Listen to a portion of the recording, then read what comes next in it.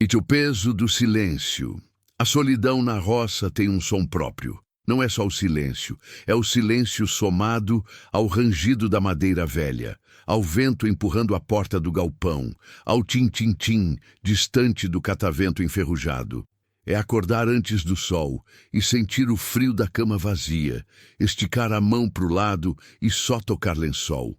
É fazer café para um e tomar dois, porque o primeiro já esfriou enquanto eu olhava pela janela sem ver nada de verdade.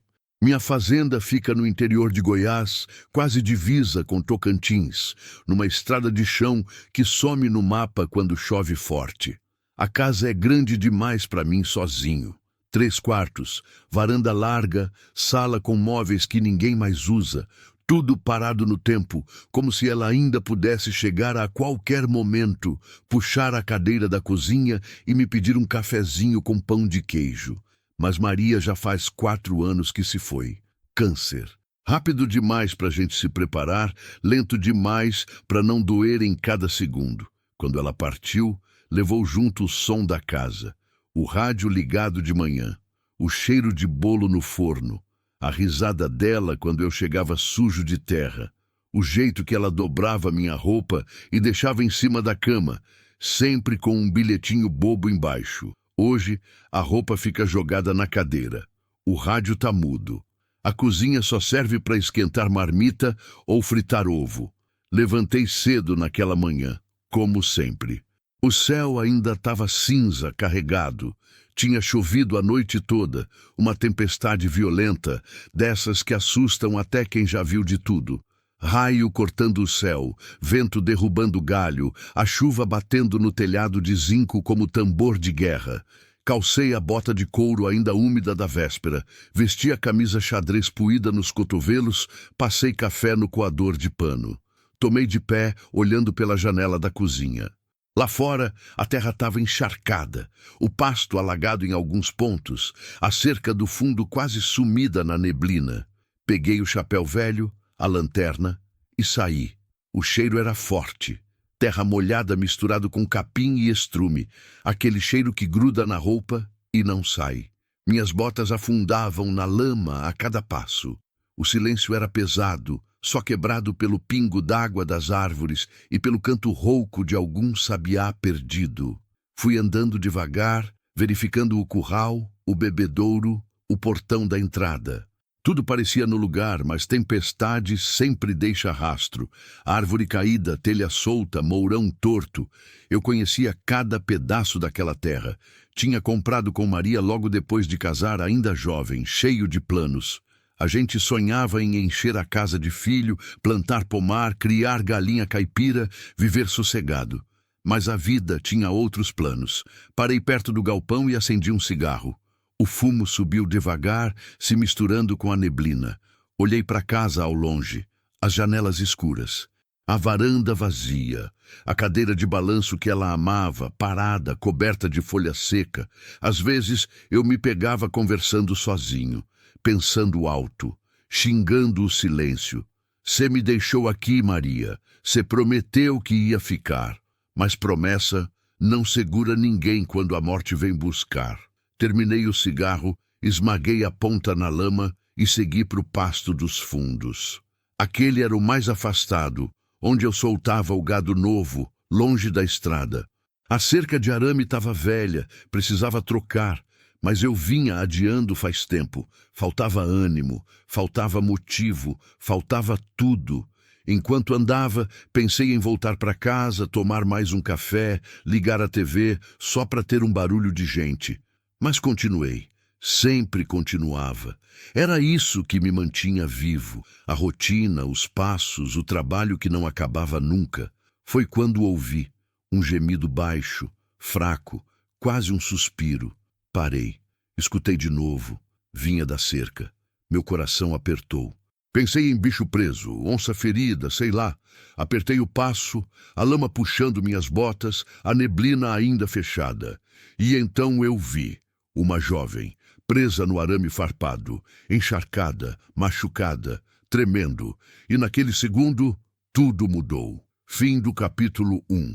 Quando estiver pronto, peça o próximo capítulo. Continue e alongue o próximo 01 27 Orchestrated Detailed Chapter Expansion with Sensory Richness and Emotional Tension.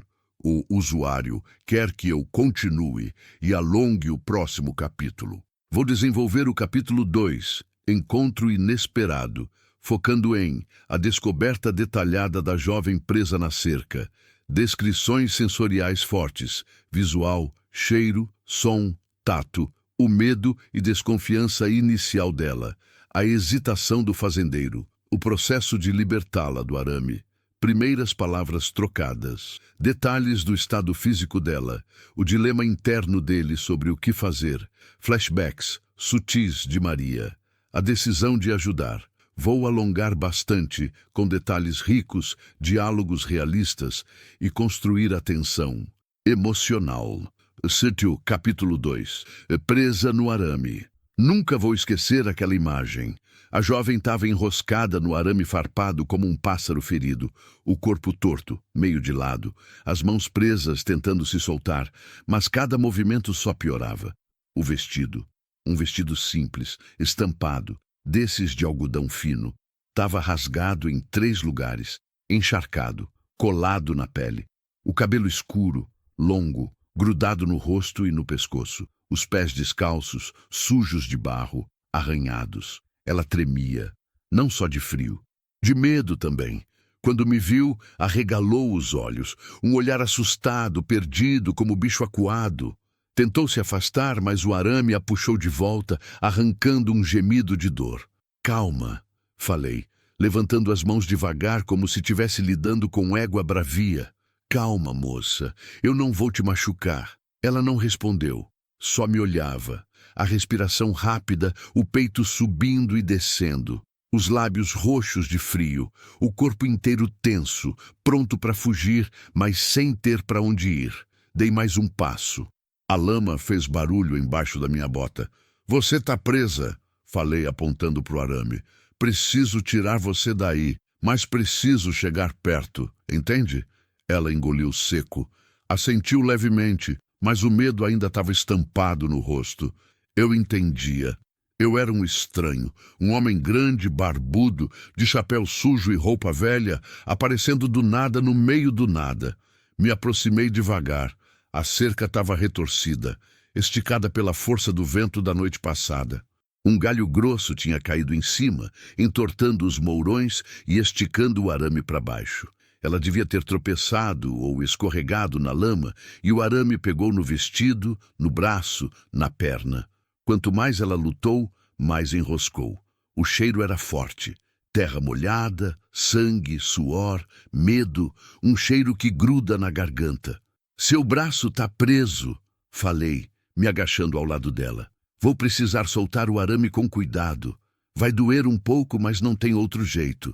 Ela mordeu o lábio, os olhos marejados. Assentiu de novo. Puxei a luva do bolso. Vesti a mão direita. O arame estava enrolado no antebraço dela, apertando a pele, com sangue escorrendo devagar. Peguei com cuidado, tentando afrouxar. Ela soltou um suspiro de dor. Apertou os olhos. Desculpa, murmurei. Quase lá. Desenrolei o arame com calma, a ponta farpada arranhando minha luva. Quando finalmente soltei o braço dela, ela puxou para perto do corpo, tremendo ainda mais. O vestido agora, falei. O tecido estava preso em 2 pontos. Um na lateral, na altura da cintura. Outro na barra, perto da coxa. Tive que puxar o arame para cima, enquanto segurava o tecido para não rasgar mais. Ela ficou quieta, rígida, os olhos fixos no chão. Quando finalmente soltei o último pedaço, ela desabou para frente. Eu segurei no ombro dela, firme, mas sem apertar. Pronto, falei. Você tá livre. Ela levantou o rosto, os olhos castanhos, fundos, molhados, não de chuva, de lágrima. Obrigada, sussurrou, a voz rouca quase sumida. Foi a primeira palavra que ouvi dela. E doeu mais do que eu esperava, porque tinha tanta dor naquela voz, tanta coisa quebrada. Me levantei, ofereci a mão. Ela hesitou, olhou para minha mão como se fosse uma armadilha, mas pegou. A mão dela estava gelada, trêmula, pequena dentro da minha. A puxei devagar. Ela gemeu de novo, as pernas bambas, quase caindo. Segurei firme na cintura dela. Devagar, falei. Se apoia em mim. Ela obedeceu. O corpo inteiro dela tremia. Senti o peso dela contra mim, leve demais, frágil demais, como se bastasse um sopro para derrubar. Dei uma olhada ao redor. Neblina ainda fechada. Ninguém à vista. A estrada mais próxima ficava a uns 3 quilômetros. A casa, a uns 2. Ela não ia conseguir andar sozinha. Como você veio parar aqui? Perguntei, mas sem pressionar. Tem alguém te esperando? Família? Alguém que eu possa ligar? Ela balançou a cabeça. Não, ninguém. Você está ferida, continuei. Precisa de ajuda. Minha casa não é longe. Tem comida quente, roupa seca, um lugar para descansar. Posso te levar até a cidade depois, se você quiser. Ela me olhou fundo, procurando algo, tentando decidir se podia confiar. Eu sabia que era arriscado para ela. Ir com um estranho, entrar numa casa isolada, mas também sabia que ela não tinha escolha, nem eu. Porque quando olhei para ela, não vi só uma jovem machucada. Vi Maria. Vi a fragilidade que eu não soube proteger. Vi a dor que eu carreguei sozinho durante 4 anos. Vi a chance de fazer diferente. Eu não vou te machucar, repeti, a voz saindo mais baixa, mais firme. Te dou minha palavra. Ela ficou em silêncio por um tempo longo. Depois assentiu, quase imperceptível. Tá bom, murmurou. Tirei o casaco de lona que estava amarrado na cintura, joguei sobre os ombros dela. Ficou grande, caindo até os joelhos, mas pelo menos cobria os rasgos do vestido. Vamos com calma, falei. Se não aguentar andar, eu te carrego. Ela não respondeu.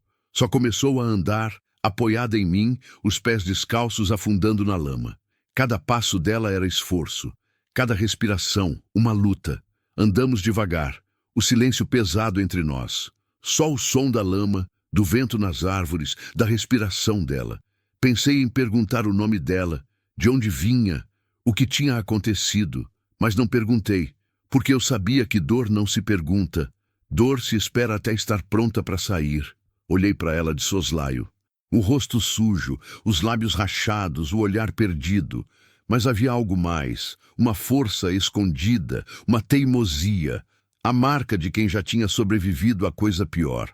Quando chegamos perto do curral, ela tropeçou. Segurei firme, evitando a queda. Consegue continuar? Perguntei. Ela assentiu, mas eu via que estava no limite. Só mais um pouco, falei. A casa está logo ali. A neblina começava a clarear. O sol tentava romper as nuvens baixas. A casa grande apareceu ao longe. A varanda, o telhado vermelho, a fumaça ainda saindo da chaminé. Ela parou. Olhou para a casa. Depois para mim. Por que você está fazendo isso? Perguntou, a voz trêmula. Fiquei sem resposta por uns segundos, porque eu mesmo não sabia direito. Porque você precisa, respondi. Simples assim. Ela não falou mais nada, mas vi algo mudar no olhar dela. Não era confiança ainda, mas era o começo. E naquele momento, enquanto caminhávamos juntos pela lama, sob o céu pesado de Goiás, eu senti algo que não sentia fazia anos. Eu me senti útil. Eu me senti vivo. Fim do capítulo 2. Me avise quando quiser o próximo capítulo. Continue e alongue o próximo 1.58 Architected Emotional Narrative Arc Through Sensory Details and Trust Building Moments. O usuário quer que eu continue a história e alongue o próximo capítulo. Estou no capítulo 3, que segundo a estrutura deve ser primeiro vínculo, desconfiança inicial, pequenos gestos, começo da confiança. Ainda preciso mostrar a chegada à casa, detalhes da casa vazia, objetos da esposa falecida, primeiros cuidados com a jovem, desconfiança inicial dela, pequenos gestos que criam confiança, diálogos curtos, realistas, detalhes sensoriais constantes, começar a revelar um pouco da história dela, mas sem pressa, manter o tom emocional crescente, alongar bem o capítulo com descrições, sensações, momentos de silêncio, Vou criar tensão na desconfiança inicial, mostrar a fragilidade dela, os cuidados dele e aos poucos construir o primeiro vínculo através de pequenos gestos. Um banho, roupa limpa, comida quente, um lugar seguro. Capítulo 3. Pequenos gestos. A casa parecia ainda maior quando entrei com ela. Empurrei a porta da frente, que nunca tranco, porque aqui não passa ninguém. E o rangido da madeira velha ecoou no silêncio. O cheiro de mofo e café requentado bateu na cara. A sala estava na penumbra, cortinas fechadas, os móveis cobertos por uma camada fina de poeira que eu já nem via mais. Ela parou na soleira da porta, hesitante. Os olhos percorreram a sala. O sofá de couro rachado, a mesa de centro com o jornal velho, a estante com livros que ninguém mais abria, o retrato grande na parede. Eu e Maria no dia do casamento, os dois rindo, jovens, cheios de futuro. Senti um aperto no peito. Fazia tanto tempo que ninguém entrava naquela casa. Pode entrar, falei, tirando o chapéu e jogando em cima da cadeira. Não é muito, mas é limpo. Mentira, não era limpo, era largado, mas ela não precisava saber. Ela deu um passo para dentro, devagar, o corpo ainda tenso, o casaco de lona pesado sobre os ombros. Os pés descalços deixaram marca de lama no chão de madeira. Ela percebeu, olhou para baixo, constrangida. Desculpa, murmurou. Deixa pra lá, respondi. Isso aqui já viu coisa pior. Fechei a porta atrás de nós. O barulho fez ela se virar rápido, assustada. Levantei as mãos. Calma, falei. Só fechei por causa do vento. Ela assentiu, mas continuou alerta. Os olhos dela iam de mim para a porta, da porta para a janela, como se procurasse uma saída. Eu entendia. Confiança não se ganha em minutos. Senta, indiquei o sofá. Vou buscar algo para limpar esses cortes. Ela não se moveu. Ficou parada ali, no meio da sala, pingando água e lama no chão. Eu não vou te machucar, repeti a voz mais calma. Mas se você quiser ir embora, a porta está ali. Ninguém está te prendendo. Ela me olhou por um tempo longo. Depois, devagar, foi até o sofá e sentou na beirada, as mãos no colo, o corpo curvado para frente, pronta para levantar a qualquer sinal de perigo. Fui até a cozinha. Peguei a caixa de primeiros socorros que ficava no armário. Velha, de metal, com a cruz vermelha desbotada. Peguei também uma bacia de plástico, enchi de água morna, catei um pano limpo. Voltei para a sala. Ela estava do mesmo jeito, imóvel, os olhos fixos no chão. Pus a bacia na mesa de centro, me ajoelhei na frente dela. Me deixa ver seu braço, pedi. Ela hesitou. Depois, devagar, esticou o braço direito. A pele estava marcada por cortes profundos, já coagulados, mas sujos de terra e sangue seco. Ia infeccionar se não limpasse logo. Molhei o pano na água morna. Torci. Quando encostei no braço dela, ela encolheu, soltou um suspiro de dor. Eu sei que dói, falei baixo, mas precisa limpar. Ela mordeu o lábio, assentiu. Limpei com cuidado, tirando a sujeira, o sangue, a terra. A água na bacia foi ficando escura. Ela não reclamou. Só apertava os olhos, respirava fundo, as mãos trêmulas no colo. Quando terminei, peguei o álcool. Isso vai arder, avisei. Ela se preparou. Eu despejei. Ela gemeu baixo, apertou os dentes, as unhas cravando na própria perna. Mas não puxou o braço, não gritou. Passei pomada, fiz um curativo com gaze e esparadrapo. Minhas mãos, grandes e calejadas, pareciam toscas demais para aquilo, mas fiz o melhor que pude. Pronto, falei me levantando. Tem outros cortes? Ela apontou para o joelho, levantou a barra do vestido molhado só o suficiente para mostrar. O joelho estava ralado, com cascas de sangue seco e pedacinhos de graveto grudados. Repeti o processo. Água morna, pano, álcool, pomada, gaze. Ela ficou quieta o tempo todo. Só o barulho da água pingando, da minha respiração, do vento batendo na janela. Quando terminei, levantei e olhei para ela. Você precisa tirar essa roupa molhada, falei. Vai pegar uma pneumonia. Ela me olhou, o medo voltando para os olhos. Eu não vou ficar aqui, me apressei a dizer. Vou te dar roupa da... Travei. Engoli seco. Roupa limpa, seca, e você pode tomar um banho quente se quiser. Tem um banheiro no corredor. Tranco a porta por dentro. Ela ficou em silêncio, processando, decidindo. Eu vou ficar na cozinha, continuei. Vou fazer café, esquentar comida. Quando você terminar, me chama, tá bom? Ela assentiu, devagar. Fui até o quarto que não abria faz meses, o quarto de Maria. A porta rangeu quando empurrei. O cheiro bateu forte. Lavanda, o perfume que ela usava, ainda impregnado nas cortinas, nos lençóis, nas roupas guardadas no armário. Tudo do jeito que ela deixou. A escova no criado mudo, o colar pendurado no espelho, a blusa jogada na cadeira como se ela fosse voltar a qualquer momento para vestir. Senti o nó na garganta. Respirei fundo. Abri o guarda-roupa. As roupas dela, organizadas por cor. Vestidos, blusas, calças. Passei a mão devagar nos tecidos. Peguei uma calça de moletom cinza, uma blusa de manga comprida, uma calcinha ainda na embalagem, um par de meias grossas. Fechei o armário, abracei as roupas contra o peito. Fiquei parado ali, respirando o cheiro dela. Desculpa, Maria, pensei, mas acho que você ia entender. Voltei para a sala. A jovem estava do mesmo jeito, sentada na beirada do sofá, tremendo. Aqui, estendi as roupas. Vai servir. Você é pequenininha. Ela pegou as roupas, sentindo o tecido entre os dedos. Olhou para mim, confusa. São da minha esposa, expliquei, a voz saindo mais rouca que eu queria. Ela não está mais aqui. Ela entendeu. Não perguntou. Só assentiu com respeito. O banheiro é ali. Apontei para o corredor. Tem sabonete, shampoo, toalha limpa no armário. Demora o quanto precisar. Ela se levantou devagar, ainda segurando as roupas. Passou por mim, mantendo distância, e foi para o corredor.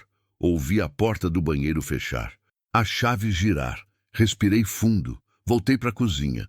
Coloquei café fresco para passar. Peguei pão que tinha comprado na cidade 2 dias atrás, ainda bom. Esquentei leite numa panela, cortei queijo, tirei manteiga da geladeira, botei tudo numa bandeja, como Maria fazia quando a gente recebia visita. O chuveiro ligou. Ouvi a água caindo. Imaginei ela ali, sozinha, machucada, se limpando, tentando tirar a sujeira, o medo, a dor. Fiquei parado na cozinha, a mão apoiada no balcão, olhando para a bandeja. Pensei em quanto tempo fazia desde a última vez que preparei comida para alguém. Desde a última vez que tive alguém aqui. Desde a última vez que me senti menos sozinho. O chuveiro desligou. Silêncio. Depois, passos lentos no corredor. Ela apareceu na porta da cozinha. As roupas de Maria ficaram grandes nela. A calça arrastava no chão. A blusa caía dos ombros. O cabelo molhado escorria água no pescoço. Mas o rosto estava limpo. Os pés, descalços e pequenos, ainda avermelhados de tanto andar na lama. Ela parecia uma criança perdida. Senta, indiquei a mesa. Ela se aproximou, devagar, e sentou. Coloquei a bandeja na frente dela. Café fumegante, pão quentinho, queijo, manteiga. Come, falei. Deve estar com fome. Ela olhou para a comida, depois para mim. Obrigada, disse a voz ainda baixa, mas menos trêmula. Servi café para mim também. Me sentei do outro lado da mesa. Não falei nada. Só bebi devagar, deixando ela à vontade. Ela pegou o pão, passou manteiga, deu uma mordida pequena. Mastigou devagar. Depois outra. Mais rápido. Mais uma. Vi a fome tomar conta. Ela comeu 2 pães, tomou café com leite, limpou as migalhas do prato com o dedo. Quando terminou, encostou na cadeira, os olhos marejados. Faz quanto tempo que você não come? Perguntei sem julgar. 2 dias, murmurou. Talvez 3. Perdi a conta. Senti a raiva subir. Não dela, do mundo. De quem tinha deixado ela chegar naquele ponto? Como você se chama? Perguntei. Ela hesitou. Depois respondeu num fio de voz. Luísa. Luísa, repeti. Eu sou Antônio. Essa é minha casa. E enquanto você estiver aqui, ninguém vai te machucar. Te dou minha palavra. Ela me olhou fundo e pela primeira vez vi algo além do medo. Vi esperança. Fim do capítulo 3. Me avise quando quiser o próximo capítulo. Continue e alongue o próximo 02.0 Architected Narrative Expansion with Tension, Character Revelation and Emotional Depth. Usuário quer que eu continue e alongue o próximo capítulo. Estou no capítulo 4, que segundo a estrutura deve ser aflição crescente. A situação complica. Temporal, estrada ruim, ameaça indireta, bebê mau. Mas espera. No título original que o usuário forneceu, menciona uma jovem presa em uma cerca, mas não menciona bebê. Vou precisar adaptar. A tensão pode vir de outras formas. Alguém procurando por ela, ela revelando que está fugindo de alguém, uma ameaça velada ou alguma complicação de saúde emocional. Vou focar em desenvolver mais a relação de confiança entre eles. Luísa começar a revelar sua história. De onde veio, de quem está fugindo, criar tensão com a ameaça de alguém estar procurando por ela, mostrar Antônio tendo que tomar decisões difíceis, aprofundar as emoções e memórias de Antônio sobre Maria, manter o ritmo emocional crescente, incluir detalhes sensoriais fortes. Vou alongar bastante, criando cenas mais detalhadas, diálogos mais profundos, e momentos de tensão crescente. Capítulo 4. Verdades que doem. Luísa ficou sentada à mesa da cozinha por um tempo longo depois de comer. Não falava. Só olhava para a xícara vazia entre as mãos, os dedos finos passando pela borda da louça, devagar, como se estivesse tentando se lembrar de como era sentar numa mesa, numa casa, sem medo. Eu não apressei. Deixei o silêncio fazer o trabalho dele. Lá fora, o dia clareava aos poucos. O sol finalmente rompeu as nuvens pesadas e a luz entrou pela janela da cozinha, iluminando o rosto dela. Vi melhor agora. Devia ter uns 20 e poucos anos. Rosto fino, maçãs do rosto marcadas, olheiras fundas. Bonita, mas com aquela beleza cansada, machucada, de quem já tinha chorado demais. Você mora sozinho? Ela perguntou, quebrando o silêncio. Moro. Respondi. Faz 4 anos. Ela olhou para o retrato na parede da sala, visível dali da cozinha. Eu e Maria.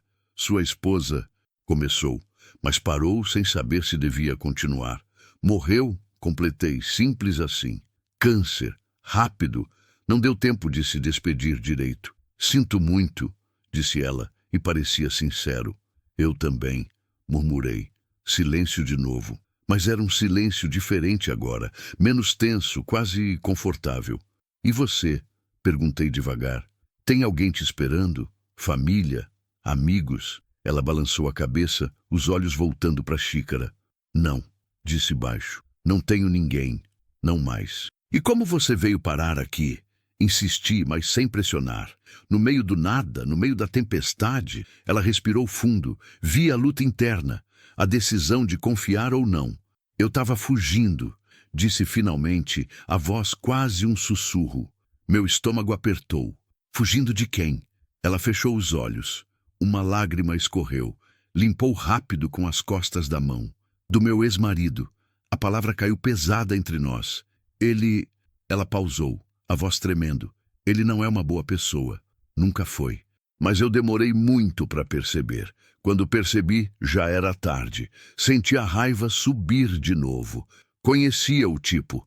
Homem que bate, que xinga, que quebra por dentro antes de quebrar por fora. Ele te batia? Perguntei direto. Ela assentiu, sem levantar os olhos.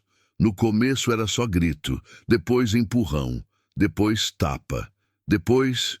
Ela parou. Engoliu seco. Depois virou rotina.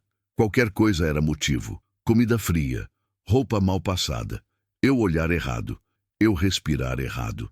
Apertei os punhos embaixo da mesa. Senti a vontade de socar alguma coisa, mas me controlei. Ela não precisava de mais raiva, precisava de calma. Por que você não foi embora antes? Perguntei, mas sem julgar. Ela deu um sorriso amargo. Porque ele dizia que ia me matar se eu saísse. E eu acreditei, porque ele controlava tudo. Dinheiro, celular, amigos, família. Eu não tinha para onde ir. Não tinha ninguém. E como você conseguiu fugir? Ele viajou, disse ela. Tinha um serviço em Goiânia, ia ficar 3 dias fora. Foi minha chance. Peguei o pouco que tinha, saí de madrugada, peguei um ônibus para qualquer lugar. Nem sabia direito para onde ia. Só queria distância. E ele tá te procurando? Ela assentiu, o medo voltando para os olhos. Com certeza. Ele não desiste. Nunca desistiu. Ele... Ela pausou, a voz quebrando. Ele disse que eu era dele, que sempre ia ser, que se eu fugisse, ele ia me encontrar e ia me fazer pagar. Senti um arrepio subir pela espinha. Não era ameaça vazia, era promessa. Ele sabe que você tá aqui? Perguntei. Não sei, ela admitiu. Eu desci do ônibus numa cidade pequena, peguei carona com um caminhoneiro até outra cidade. Depois andei a pé. Tentei sumir. Mas ontem à noite, quando a tempestade começou, eu estava andando pela estrada e me perdi. Tentei cortar caminho pelo pasto. Achei que ia achar uma casa, alguém, mas só achei a cerca. E o arame me pegou. Ela tocou o braço enfaixado, a dor ainda presente. Se você não tivesse aparecido, ela não terminou. Não precisava. Fiquei em silêncio, processando tudo. A situação era pior do que eu imaginava. Ela não estava só perdida. Estava sendo caçada. Você denunciou ele? Perguntei. Ela deu uma risada sem graça. Denunciei. 3 vezes. Sabe o que aconteceu? Nada. Ele tem amigos, conhece gente, sempre se safava. E cada vez que eu denunciava, a surra depois era pior. Senti o peso da injustiça. A impotência. A raiva de um sistema que falha quando mais precisam dele. E agora? Perguntei. O que você quer fazer? Ela me olhou, os olhos cheios de lágrima. Eu não sei, admitiu. Eu só quero sumir, começar de novo, em algum lugar onde ele não me ache. Você tem dinheiro? Documento? Ela balançou a cabeça. Nada. Ele guardava tudo. Eu só tenho... eu mesma. O silêncio voltou. Pesado. Difícil. Levantei, fui até a janela. Olhei lá para fora. A fazenda, o pasto, a cerca consertada ao longe. Pensei em Maria, no que ela faria, no que ela me diria. Ajuda ela, Antônio. Faz o certo. Virei para Luísa. Você pode ficar aqui, me falei. Até decidir o que fazer. Não é muito, mas é seguro. E eu não vou deixar ninguém te machucar. Nem ele, nem ninguém. Ela arregalou os olhos. Você mal me conhece, disse, a voz trêmula. Por que faria isso por mim? Pensei na resposta. Na verdade, porque tem coisas que a gente faz, não porque conhece a pessoa, respondi, mas porque é o certo e porque... Pausei, respirei fundo, porque eu não consegui salvar a mulher que eu amava, mas talvez eu consiga ajudar você. Ela começou a chorar. Não soluço, não desespero, só lágrima descendo, silenciosa, carregando anos de dor, de medo, de solidão. Dei a volta na mesa, peguei um pano de prato limpo, estendi para ela. Ela pegou, limpou o rosto. Obrigada, disse, a voz embargada. Obrigada mesmo, assenti, voltei para minha cadeira. Mas a gente precisa ser esperto, falei, sério agora. Se ele tá te procurando, não pode deixar rastro. Não pode usar seu celular, não pode ligar para ninguém. E a gente precisa pensar num plano. Que tipo de plano? Primeiro você descansa, disse. Tá exausta. Depois a gente vê o que fazer. Talvez eu consiga te levar para uma cidade maior, ajudar você a conseguir documento novo, achar um abrigo seguro. Mas isso leva tempo. Ela assentiu, ainda segurando o pano contra o rosto. Eu posso trabalhar, disse de repente, para pagar. Sei cozinhar, limpar, cuidar de horta, de galinha. Eu não quero ser peso. Você não é peso, falei firme, e a gente resolve isso depois.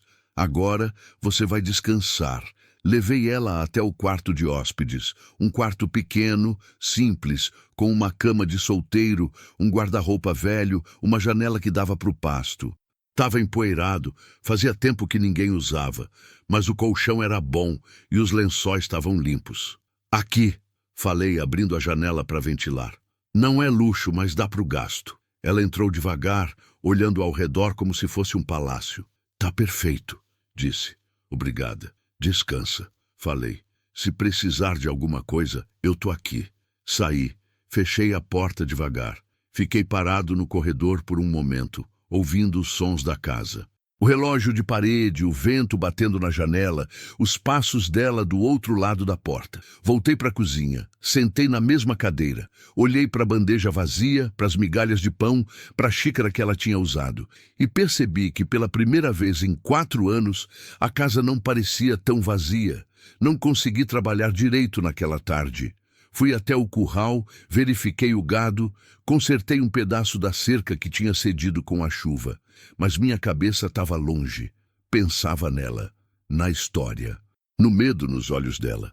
E pensava no ex-marido, no tipo de homem que bate em mulher, que ameaça, que controla. Senti vontade de confrontar, de proteger, de fazer justiça com as próprias mãos. Mas sabia que não era tão simples. Voltei para casa no fim da tarde. O sol já baixava no horizonte, tingindo o céu de laranja e roxo. A casa estava quieta, quieta demais. Subi devagar, bati de leve na porta do quarto de hóspedes. Luísa? Chamei baixo. Silêncio. Bati de novo. Luísa? Nada. O coração acelerou. Empurrei a porta. Ela estava deitada na cama, encolhida, dormindo profundamente. O rosto relaxado, a respiração lenta e regular. A primeira vez que ela devia estar se sentindo segura em muito tempo. Respirei aliviado. Fechei a porta devagar. Desci, fui para a varanda. Acendi um cigarro. Fumei olhando o pôr do sol, pensando em tudo. Nas escolhas que tinha feito, nas que ainda ia ter que fazer. Foi quando ouvi um barulho distante. Motor de carro. Vindo pela estrada de chão. Não era comum, quase ninguém passava por aqui, e menos ainda de noite. O barulho foi ficando mais perto. Joguei o cigarro no chão, pisei, entrei em casa, fui até a janela da sala, espiei pela cortina. Uma caminhonete preta, velha, com farol alto, vinha devagar pela estrada, parando, acelerando, como se estivesse procurando algo, ou alguém. Meu sangue gelou. A caminhonete passou na frente da minha casa, devagar. Vi um vulto dentro. Homem, grande, olhando para os lados. Ele diminuiu ainda mais. Quase parando. Os olhos dele varreram minha casa, meu portão, minha varanda. Fiquei imóvel, respiração presa. A caminhonete continuou. Passou. Seguiu pela estrada. O som do motor foi sumindo aos poucos. Mas eu sabia. Ele estava procurando. E estava perto. Fim do capítulo 4. Me avise quando quiser o próximo capítulo.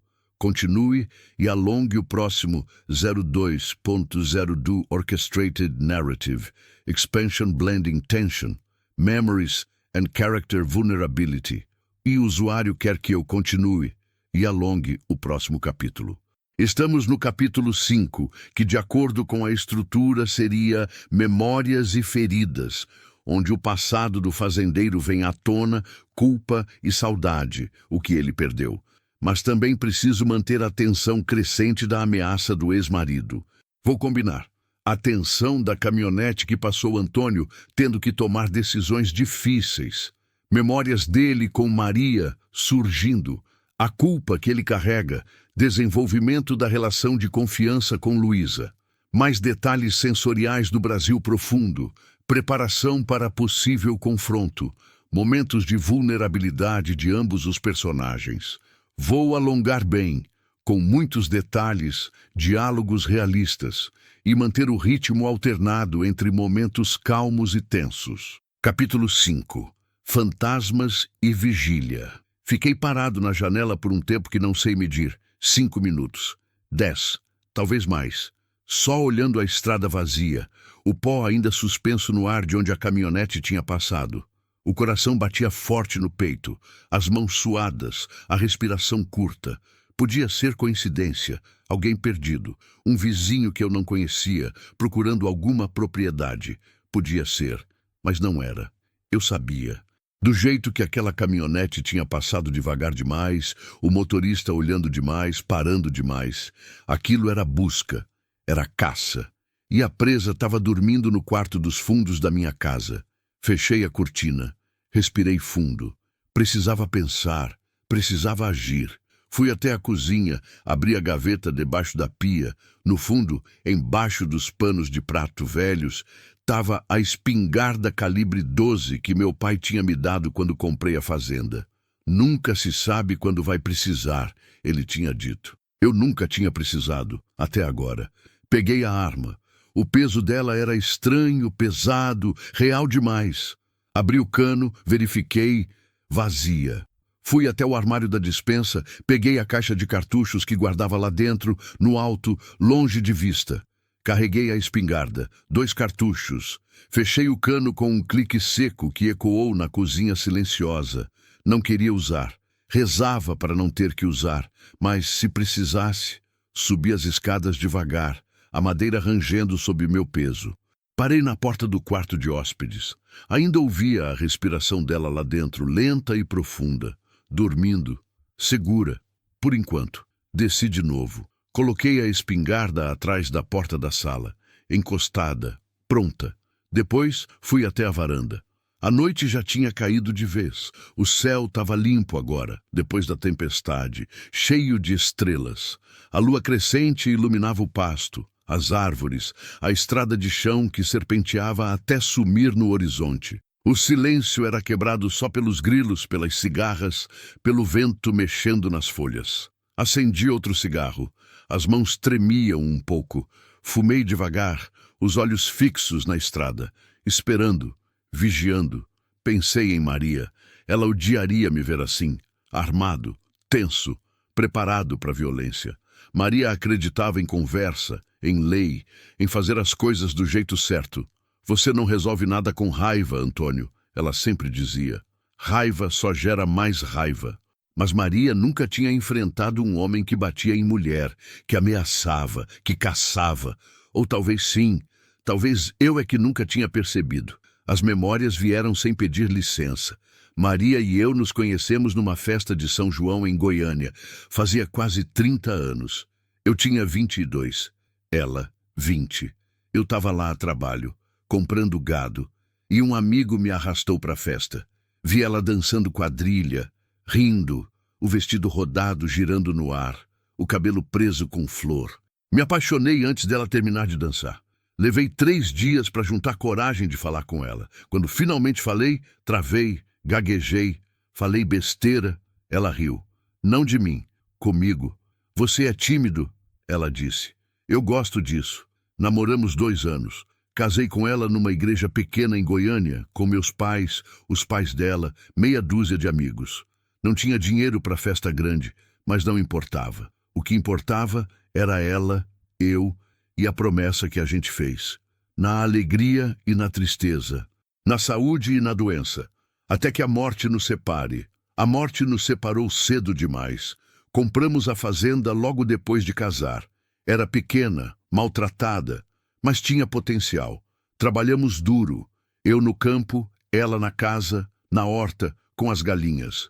Acordávamos antes do sol, dormíamos tarde, todo dia a mesma luta. Mas era nossa luta, juntos. A gente queria filho. Tentamos, por anos, mas não veio. Os médicos não souberam explicar direito. Umas incompatibilidade, uns problema de hormônio, umas coisa técnica que não entendia. Maria chorou muito no começo, eu também. Mas depois a gente aceitou. Somos nós 2, ela disse. E tá bom assim. Só que não durou. O câncer apareceu do nada. Começou com uma dor nas costas que ela ignorou por meses. É da inchada, ela dizia. Passa. Não passou. Quando finalmente fomos no médico, já tinha espalhado pulmão, fígado, osso. 6 meses. Foi o tempo que tivemos. 6 meses de quimioterapia, de hospital, de esperança, morrendo um pouco a cada dia. Ela emagrecia, perdia cabelo, perdia força, mas não perdia a fé. Vai dar certo, Antônio, ela dizia, segurando minha mão. Eu vou melhorar, mas não melhorou. Morreu numa madrugada de agosto, 4 anos atrás. Eu estava segurando a mão dela. Ela abriu os olhos uma última vez. Me olhou, tentou sorrir. Obrigada, ela sussurrou, por tudo. E se foi. Enterrei ela no cemitério da cidade, ao lado da mãe dela, que já tinha partido anos antes. Coloquei flores, rezei, chorei sozinho, porque os poucos amigos que tinham ido embora já tinham ido embora, e só sobrou eu. Voltei para a fazenda vazia, para a casa vazia, para a cama vazia, e fiquei vazio junto. Joguei o cigarro no chão, pisei, limpei os olhos com as costas da mão. Não percebi que tinha chorado até sentir a umidade na barba. Isso não ajudava. Ficar preso no passado não mudava nada. Maria tinha partido. Eu tinha ficado. E agora tinha alguém aqui que precisava de mim. Alguém viva. Entrei em casa, tranquei a porta. Algo que quase nunca fazia. Mas hoje não era dia normal. Fui até a cozinha, esquentei café velho, tomei de pé. Olhei para o relógio. Quase 9 da noite. Luísa ainda dormia. Deixei ela dormir. Deus sabe quanto ela precisava. Sentei na poltrona da sala, a espingarda ao lado, e fiquei ali, vigiando, esperando. O sono apertou. Lutei contra ele. Pisquei. A cabeça pesou. Pisquei de novo e acabei cochilando. Acordei com um barulho. Não era alto, era sutil, mas era errado. Madeira rangendo, não o rangido normal da casa velha. Outro rangido, de peso, de movimento. Peguei a espingarda, levantei devagar. O coração disparou. Andei até a janela, espiei pela cortina. A caminhonete preta estava parada na estrada, a uns 200 metros de distância. Farol apagado, motor desligado. Só a silhueta escura contra o céu estrelado. E tinha alguém andando, vindo em direção à casa. Meu sangue gelou. Era um homem. Grande, camisa escura, calça jeans, boné. Andava devagar, olhando para os lados, as mãos nos bolsos. Não parecia perdido. Parecia confiante, perigoso. Parou perto do portão da frente. Olhou para casa, para os lados, para o curral. Estava procurando. Pensei rápido. Acordar Luísa, esconder ela, confrontar o homem. Antes que pudesse decidir, ele virou e começou a andar de volta para a caminhonete. Passos lentos, olhando para trás de vez em quando. Entrou na caminhonete. O motor ligou. O farol acendeu forte, iluminando a estrada.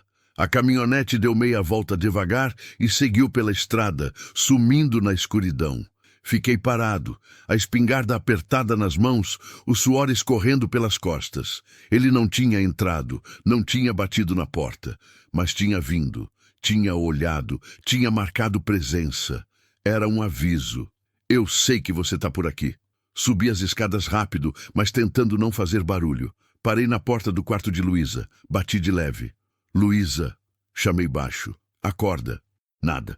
Bati de novo, mais forte. Luísa!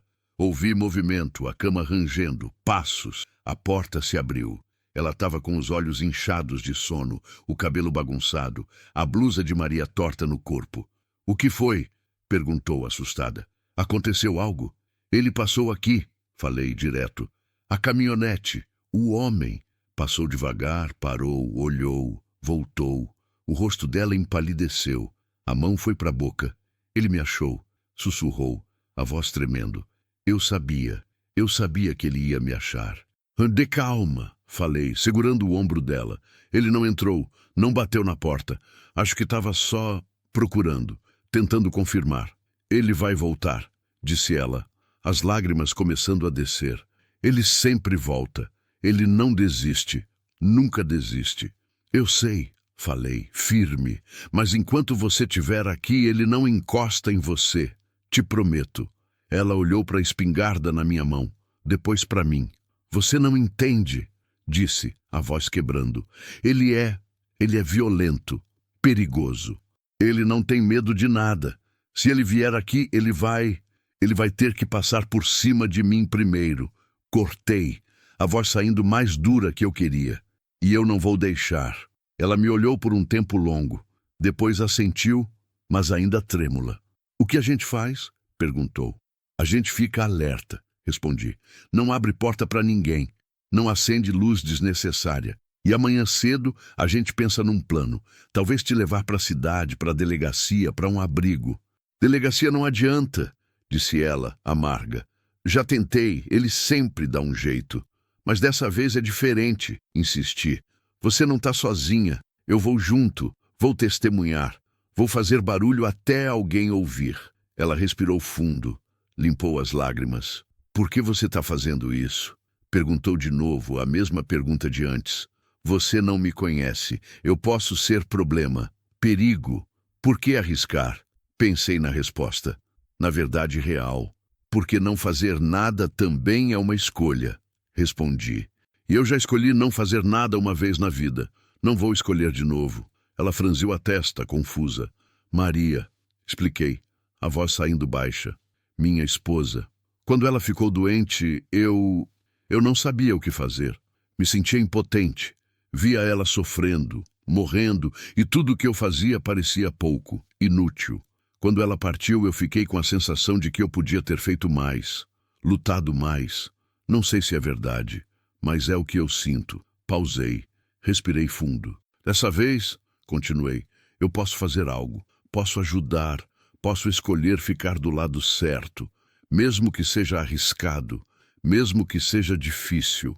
Luísa ficou em silêncio. Depois deu um passo à frente e me abraçou, rápido, forte.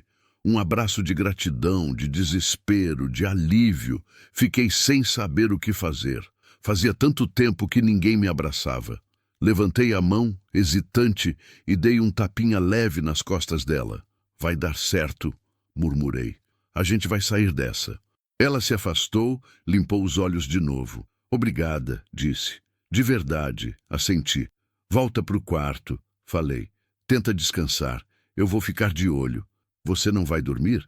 Não hoje, respondi. Hoje eu vigio. Ela hesitou, mas acabou obedecendo. Voltou para o quarto, fechou a porta. Desci de novo. Sentei na poltrona, a espingarra no colo, os olhos na janela.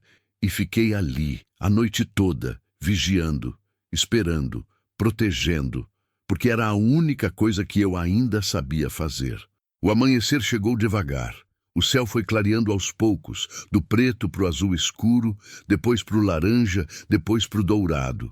Os pássaros começaram a cantar. As cigarras acordaram. A fazenda voltou à vida. Mas eu não relaxei, porque sabia que a luz do dia não afastava o perigo, só adiava. Luísa desceu cedo. Devia ser umas 6 da manhã. Ela estava vestida, o cabelo preso, o rosto ainda marcado pelo medo. Você não dormiu, disse, não era pergunta. Não dava, respondi, levantando da poltrona. O corpo doía, as costas, o pescoço, as pernas, mas ignorei. E agora? Perguntou ela. Olhei pela janela. A estrada vazia, o sol nascendo. Tudo parecia normal, mas não era. Agora, falei, a gente se prepara. Porque se ele voltar, a gente vai estar pronto. E eu sabia, no fundo, que ele ia voltar. Era só questão de tempo. Fim do capítulo 5. Me avise quando quiser o próximo capítulo. Continue e alongue o próximo 2.05 Orchestrated Narrative Expansion with Emotional Depth and Escalating Tension. O usuário quer que eu continue e alongue o próximo capítulo. Estou no capítulo 6 agora. Preciso seguir as instruções dadas, manter a narrativa em primeira pessoa, aumentar a tensão. Este deve ser um dos picos de aflição. Explorar mais as memórias e feridas do fazendeiro. Desenvolver o vínculo entre Antônio e Luísa. Criar situações de tensão real. Talvez o ex-marido retorne, ou algo aconteça que aumente o perigo. Detalhes sensoriais constantes. Diálogos realistas e contidos. Mostrar a transformação emocional começando a acontecer. O capítulo 6 deve ser Memórias e Feridas, de acordo com a estrutura. Preciso trazer mais do passado do Antônio à tona, sua culpa e saudade, o que ele perdeu. Também preciso desenvolver mais a aflição. Talvez o ex-marido apareça de verdade, ou haja uma ameaça mais concreta.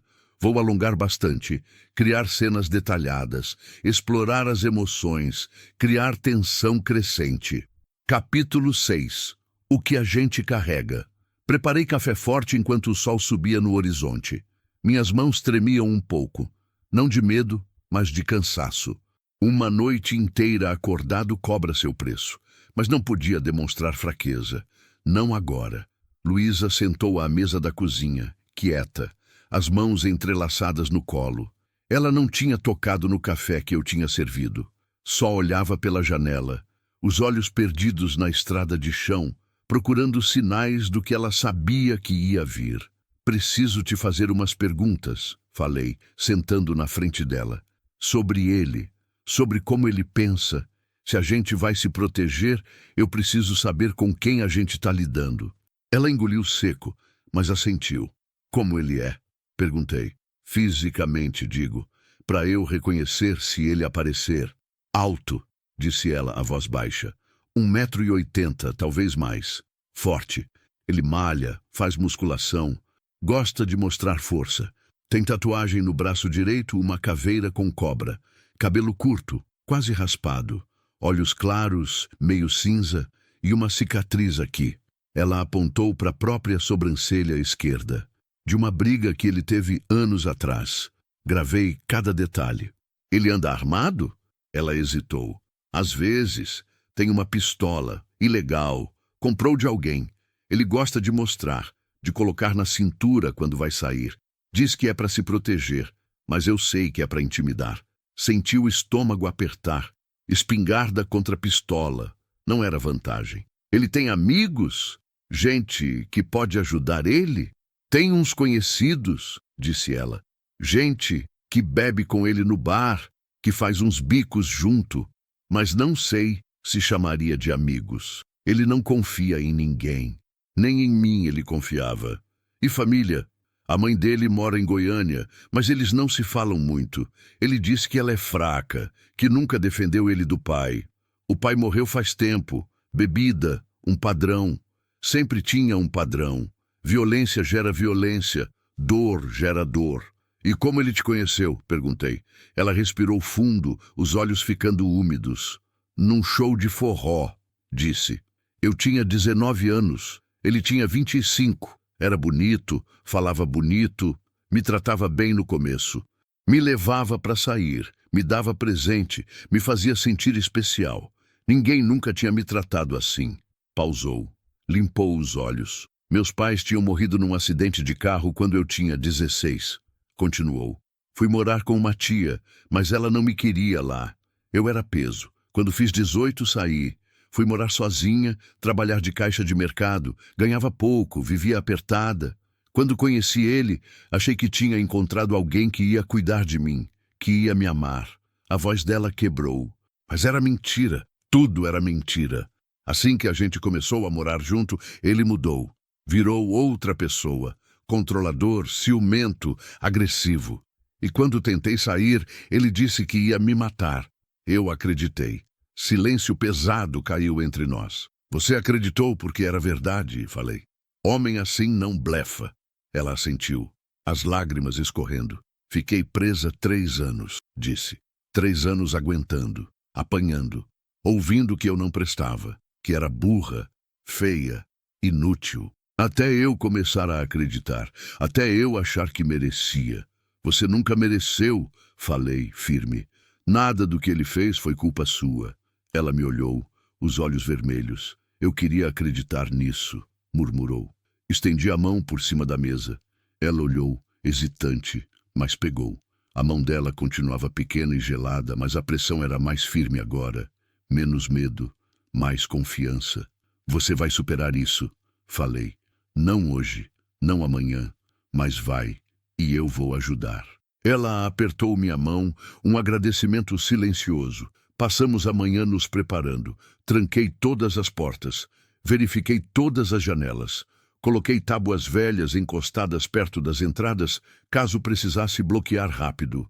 Enchi garrafas de água, separei comida enlatada, preparei uma mochila com o básico.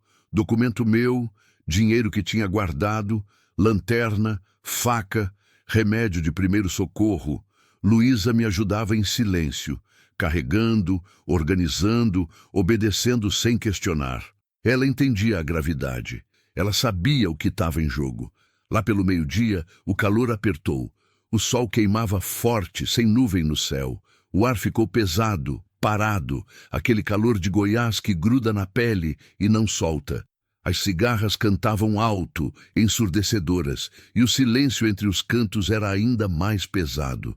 Sentamos na varanda, eu com a espingarda ao lado. Luísa com um copo de água gelada nas mãos. Conta de Maria, ela disse de repente. Olhei para ela surpreso. O quê? Sua esposa, disse. Maria. Você falou dela, mas não contou muito. Quem ela era? Como era viver com ela? Fiquei em silêncio. Não falava de Maria faz tempo. Com ninguém. Evitava. Doía demais.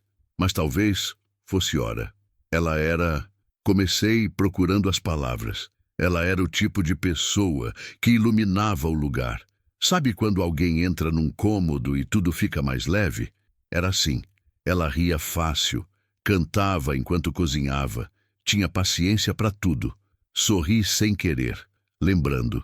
Ela adorava plantas. Continuei. Tinha uma horta enorme nos fundos. Tomate, alface, couve, pimentão e flores. Nossa, as flores! Rosas, girassóis, margaridas. Dizia que a casa precisava de cor. Eu reclamava que dava trabalho, mas adorava ver ela ali, de joelhos na terra, suja, feliz. Ela parece ter sido incrível, disse Luísa sorrindo também. Era, murmurei, incrível e teimosa.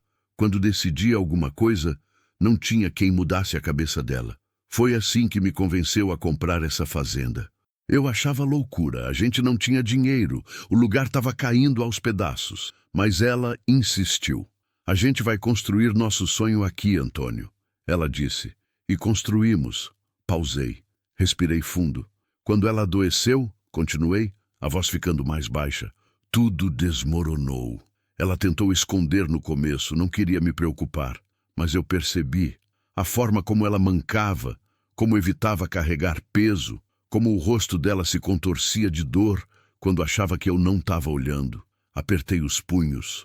Levei ela no médico, fizeram uns exames, chamaram a gente numa sala e a médica falou aquelas palavras que você nunca esquece. Câncer, estágio avançado, poucas opções. Luísa ficou quieta, ouvindo. Fizemos quimioterapia. Continuei. Radioterapia. Tudo que os médicos mandavam. Gastei tudo que tinha. Vendi gado, vendi terra, peguei empréstimo. Não importava. Ela precisava sarar. Ela ia sarar. Pausei. Engoli seco. Mas não sarou. Só foi piorando. Emagrecendo. Perdendo cabelo. Perdendo cor. Ela ainda tentava sorrir. Ainda tentava me animar. Vai ficar tudo bem, Antônio. Ela dizia. Mas eu via. Eu via a dor. Eu via a morte chegando. Silêncio. Só o vento, as cigarras e o peso do passado. No final, continuei, ela estava num hospital em Goiânia. Não conseguia mais ficar em casa. Precisava de morfina, de aparelho, de cuidado constante. Eu dormia numa cadeira ao lado da cama dela. Segurava a mão dela, conversava com ela, mesmo quando ela já não conseguia responder. A voz quebrou. Na última noite ela abriu os olhos, me olhou e sorriu. Aquele sorriso dela, sabe? Pequeno, cansado, mas real. Ela apertou minha mão e disse, obrigada por me amar. E depois ela fechou os olhos e não abriu mais. Limpei o rosto com a manga da camisa. Não percebi que estava chorando até sentir a umidade. Desculpa, murmurei. Não queria, não precisa pedir desculpa, disse Luísa, a própria voz embargada. Ela teve sorte de ter você. Não sei, respondi. Às vezes acho que falhei com ela, que podia ter feito mais, levado ela em médico melhor, procurado tratamento fora, insistido mais, sei lá. Você fez tudo o que podia, disse Luísa firme. Ela sabia disso, por isso ela agradeceu. Olhei para ela, para o rosto dela, para os olhos que já tinham visto tanta dor, mas ainda conseguiam ter compaixão. Obrigado, falei. Ela assentiu. E ficamos ali, em silêncio, dois estranhos carregando dores diferentes, mas entendendo um ao outro de um jeito que palavras não alcançam. A tarde passou devagar. Eu cochilei um pouco na poltrona, a espingarda no colo. Luísa sentada na cozinha, lendo um livro velho que tinha achado na estante. Era uma calmaria estranha, tensa, como se a tempestade tivesse só adiado, não cancelado. Quando acordei, já era quase 5 da tarde. O sol começava a descer, tingindo o céu de laranja e vermelho. Levantei e estalei o pescoço, fui até a cozinha. Luísa tinha feito comida. Arroz, feijão, ovo frito, farofa, simples, mas cheirando bem. A mesa estava posta, 2 pratos, 2 copos, como uma família. Você não precisava, falei. Eu quis, disse ela. Você está fazendo tanto por mim, é o mínimo. Sentamos, comemos em silêncio. A comida estava boa, caseira, temperada com cuidado. Fazia tempo que eu não comia algo assim. Tá ótimo, falei. Ela sorriu. Um sorriso pequeno, mas genuíno. Eu gosto de cozinhar, disse. Sempre gostei. Minha mãe me ensinou quando eu era pequena. Foi uma das poucas coisas boas que ele não conseguiu tirar de mim. Ele não vai tirar mais nada, falei. Te prometo. Ela me olhou, esperança e medo misturados no olhar. Eu quero acreditar, disse baixinho. Então acredita, respondi. Anoiteceu. E com a noite, voltou a tensão. Fiquei na sala, de olho na janela, na estrada. Luísa sentou comigo, recusando ir para o quarto. Não quero ficar sozinha, ela disse. Entendi. As horas passaram, 8, 9, 10, nada. Mas a ausência de movimento não me acalmava, pelo contrário, me deixava mais alerta. Foi quase meia-noite quando ouvi. Motor, longe, vindo pela estrada. Levantei rápido, peguei a espingarra. Luísa se levantou também, o rosto empalidecendo. É ele? Sussurrou. Não sei, respondi. Fica aqui, longe da janela. Fui até a porta da frente, entreabri devagar. A lua cheia iluminava tudo, claro quase como dia. E lá vinha ela, a caminhonete preta, devagar, farol baixo, vindo direto para minha casa. Meu coração disparou, apertei a espingarda. A caminhonete parou na frente do portão. O motor continuou ligado. A porta do motorista se abriu e um homem desceu, alto, forte, tatuagem no braço, cabelo raspado. Ele ficou parado ali, olhando para casa. Depois começou a andar em direção ao portão.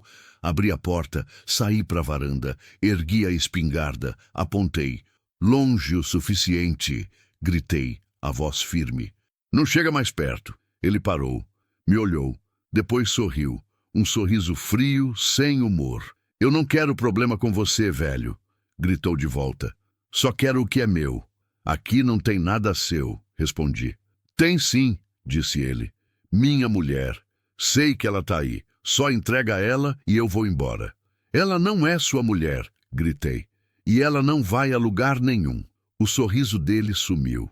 Você não sabe com quem tá mexendo, disse, a voz ficando dura.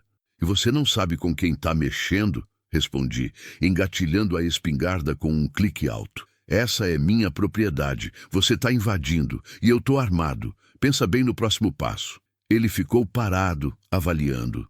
A mão foi para a cintura. Vi o brilho de metal, a pistola. O tempo pareceu congelar. Não faz isso, falei, a voz baixa, mas firme. Não vale a pena. Ele hesitou. Os olhos dele indo de mim para casa, da casa para a caminhonete. Então, devagar, tirou a mão da cintura.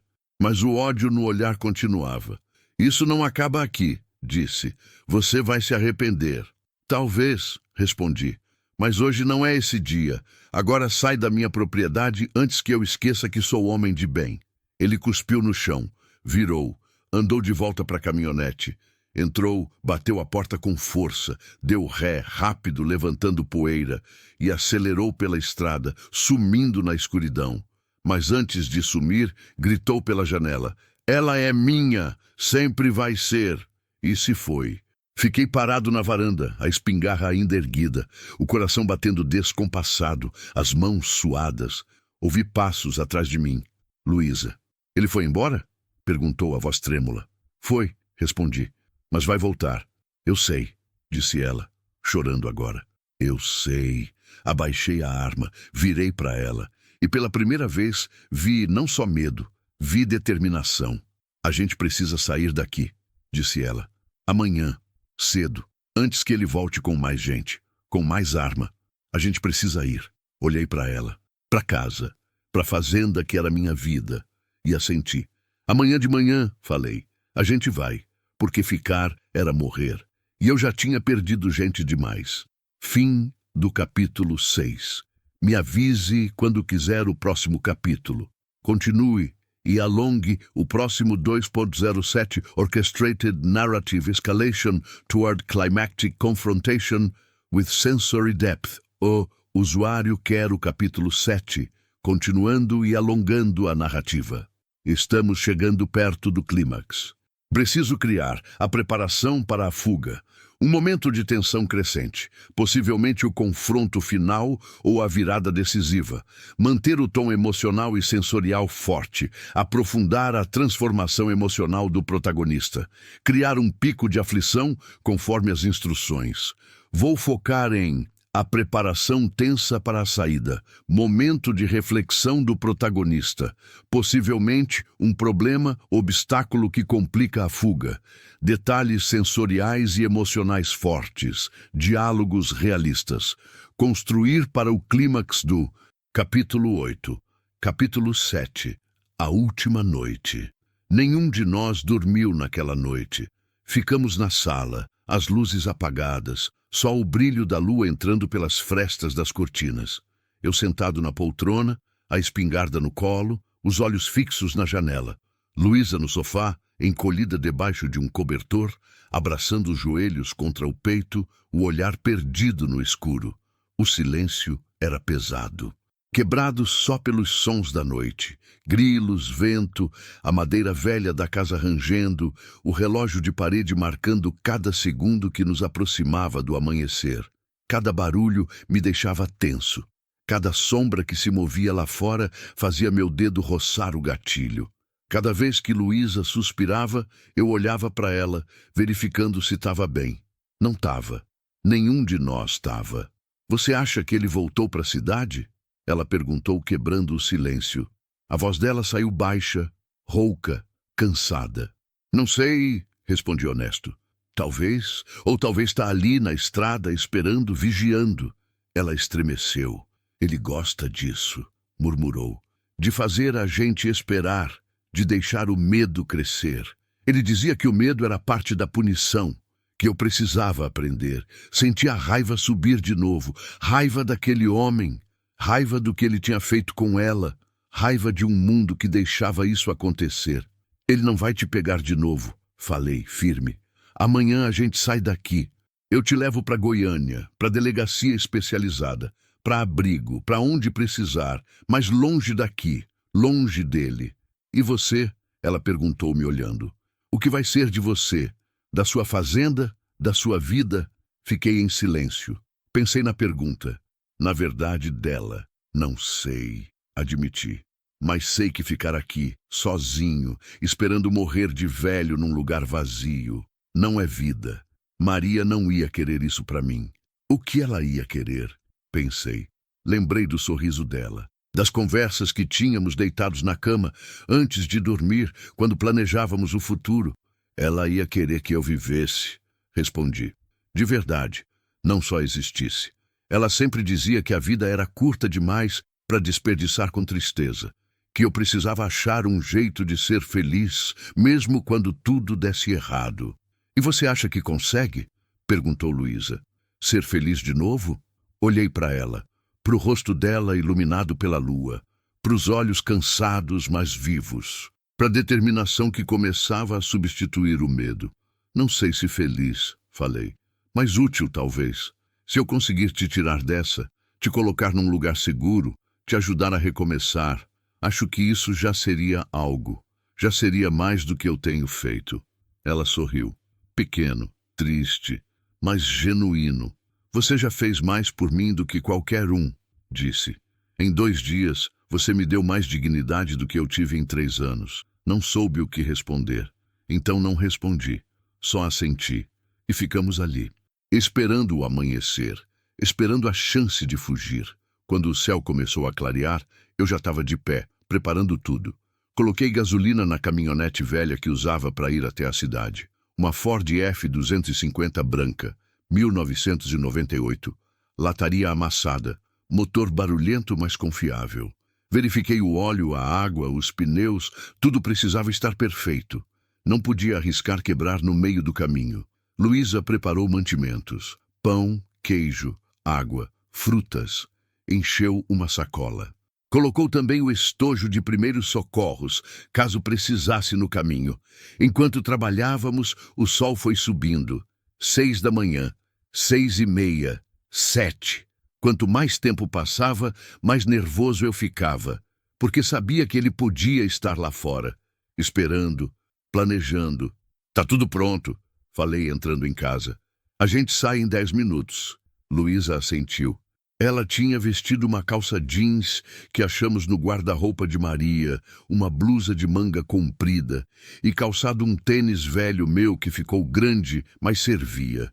O cabelo estava preso num rabo de cavalo. O rosto limpo, mas pálido. Só vou pegar uma coisa, disse ela. Subiu para o quarto. Voltou com a foto que estava na mesinha de cabeceira. A foto de mim e Maria no dia do casamento. Posso levar? Perguntou. Para lembrar de que ainda existe gente boa. Senti o nó na garganta. Pode, murmurei. Ela ia gostar de saber que está ajudando alguém, mesmo depois de partir. Luísa guardou a foto na mochila, depois me olhou. Vamos? Vamos. Saímos pela porta da frente. O sol já estava quente, o céu limpo, azul profundo. As cigarras cantavam alto. Tudo parecia normal, mas não era. Olhei ao redor. A estrada vazia, o pasto quieto, nenhum sinal da caminhonete preta. Mas a sensação de estar sendo observado não me deixava. Rápido, falei. Entra na caminhonete. Luísa obedeceu. Subiu pelo lado do passageiro. Eu dei a volta, entrei, liguei o motor. Ele roncou, tossiu, pegou. O barulho ecoou no silêncio da manhã. Coloquei a espingarda entre nós, no banco. Peguei a chave de casa, olhei para ela. Hesitei. Aquela casa, aquela fazenda, era tudo que eu tinha, tudo que restava de Maria. De nós, ir embora era como abandonar ela de novo. Antônio, Luísa chamou baixo. A gente precisa ir. Respirei fundo.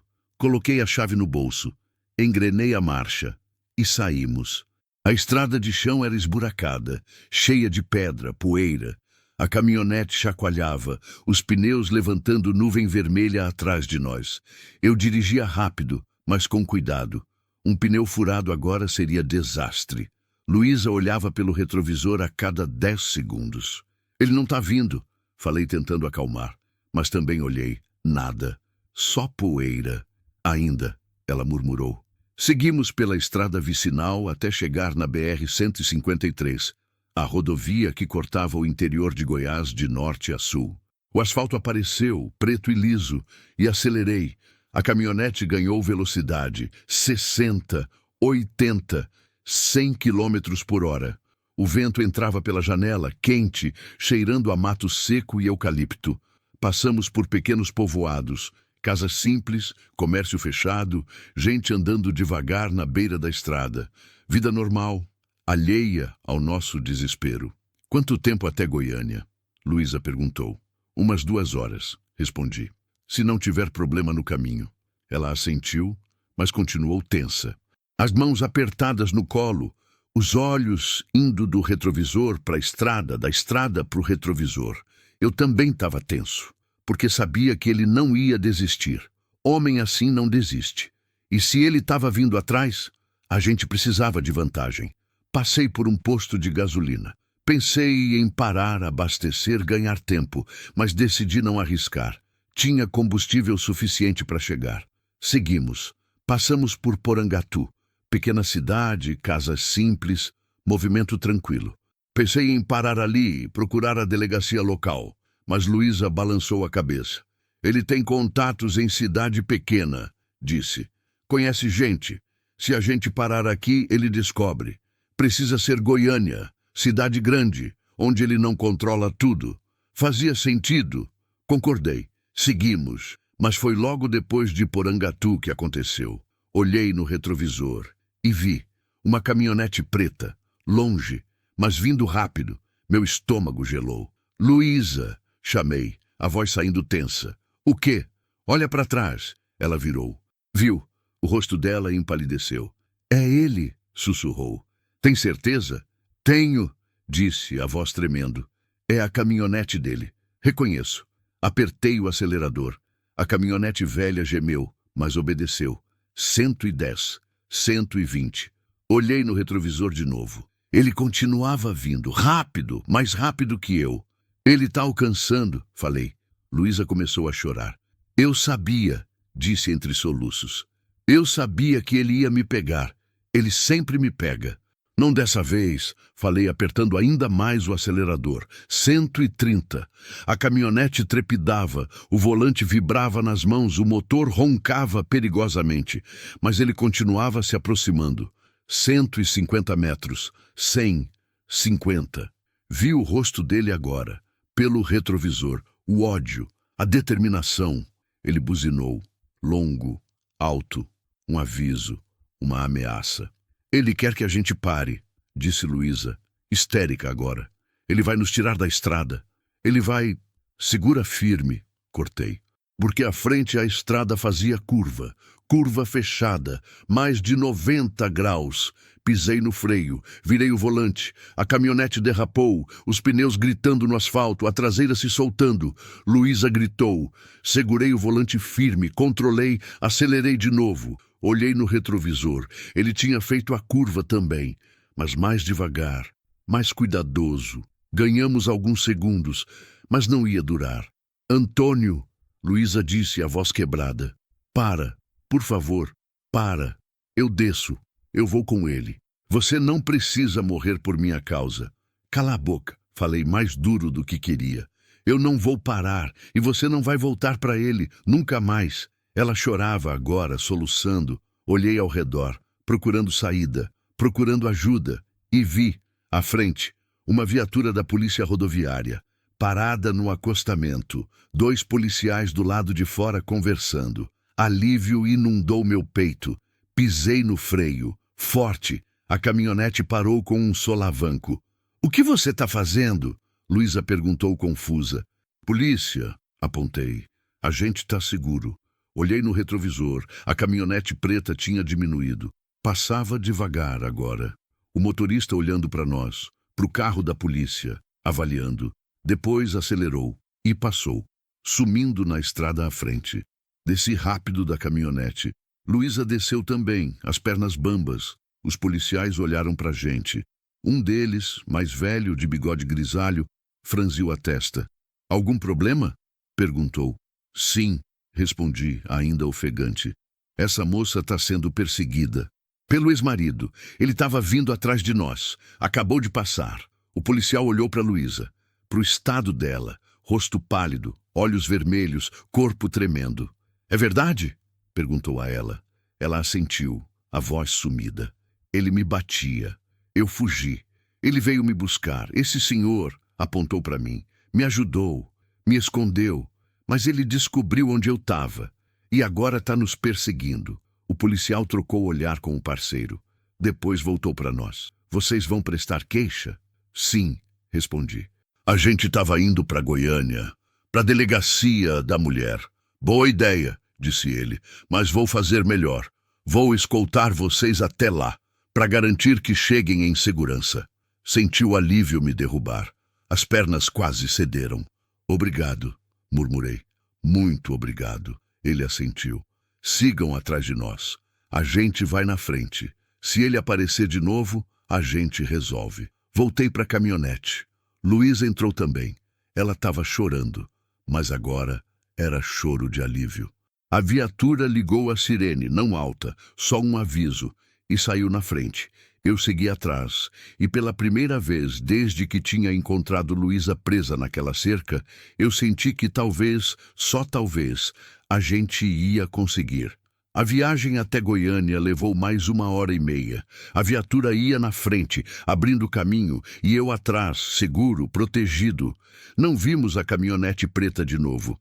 Ele devia ter desistido quando viu a polícia, ou estava esperando outra oportunidade, mas não ia ter. Não se eu pudesse evitar. Chegamos em Goiânia no meio da manhã. Cidade grande, barulhenta, cheia de gente, de carro, de vida, tão diferente da solidão da fazenda. A viatura nos levou direto para a delegacia especializada no atendimento à mulher. Prédio simples, mas cheio de movimento. Mulheres entrando, saindo, algumas com crianças, outras sozinhas, todas com a mesma expressão de cansaço e medo que Luísa carregava. Descemos. Os policiais nos acompanharam até dentro. Boa sorte, disse o mais velho, e não desiste. Às vezes demora, mas justiça chega. Agradeci de novo. Eles foram embora. Ficamos ali, eu e Luísa, na recepção barulhenta da delegacia. Uma atendente nos chamou. Mulher de meia idade, cabelo curto, olhar cansado, mas gentil. Vocês querem registrar a ocorrência? Sim, Luísa respondeu, a voz finalmente firme. Então vem comigo. E ela foi, sem olhar para trás, sem hesitar. E eu soube naquele momento que ela ia sobreviver, que ela era mais forte do que qualquer um, inclusive ela mesma, imaginava. Fim do capítulo 7. Me avise quando quiser o próximo capítulo. Continue e alongue o próximo 02. Tess architected poignant final chapter with emotional transformation and realistic redemption arc. Unsky. Este é o capítulo final, capítulo 8. Preciso trazer um desfecho tocante, com transformação emocional real, sem final milagroso, mas com significado profundo. Vou focar em o processo na delegacia, mostrar o apoio institucional funcionando. A despedida, transição de Luísa para um abrigo seguro. A transformação interior de Antônio. Ele não vira herói perfeito, mas renasce por dentro. Mensagem sobre empatia, luto, redenção, segundas chances. O gesto e o vínculo bastam, não precisa grande recompensa.